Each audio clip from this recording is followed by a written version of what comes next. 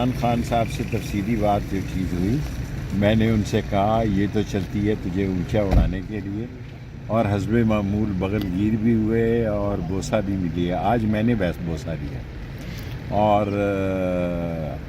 عمران خان نے کہا کہ آپ سیاست کے سارے رموز کو سمجھتے ہیں، اور اللہ بہت بڑا ہے۔ اللہ نے ہمیں اس جگہ پہ لیا ہے، امتحان کی جگہ پہ، اور اللہ ہماری مدد کرے گا، اور میں نے انہیں یقین دلایا کہ انشاءاللہ تعالی ہائی کورٹ سے آپ بری ہوں گے، اور یہ تو چلتی ہے تجھے اونچا اڑانے کے۔ کل کے فیصلے کے بارے میں کچھ؟ کل کے فیصلے میں ذرا بھی بددل نہیں ہے، کل کے فیصلے میں ذرا بھی مایوس نہیں ہے، کل کے فیصلے میں ذرا بھی ان کو یہ پتہ ہی نہیں ہے کہ کل کوئی فیصلہ ہوا ہے۔ ایک کل کی جو مذاکراتی جو سلسلہ ہے وہ کیا رکے گا اس فیصلے کے بعد یا نہیں؟ مذاکراتی میرا نہیں خیال، اگر میں سمجھتا ہوں کہ جوڈیشل کمیشن نہیں بنائیں گے تو مذاکرات ختم ہے، تو یہ جو اگر جوڈیشل کمیشن نہیں بنتا تو مذاکراتی کمیشن ختم۔ آرمی چیف کی جو ملاقات ہوئی ہے وہ ہونے چاہیے اس کا نہیں مجھے پتا، میں آرمی کے بارے میں کوئی بات نہیں عرض کرنا چاہتا۔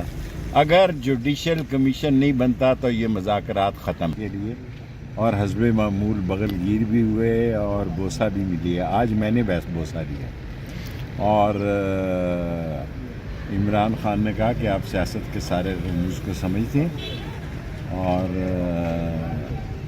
اللہ بہت بڑا ہے۔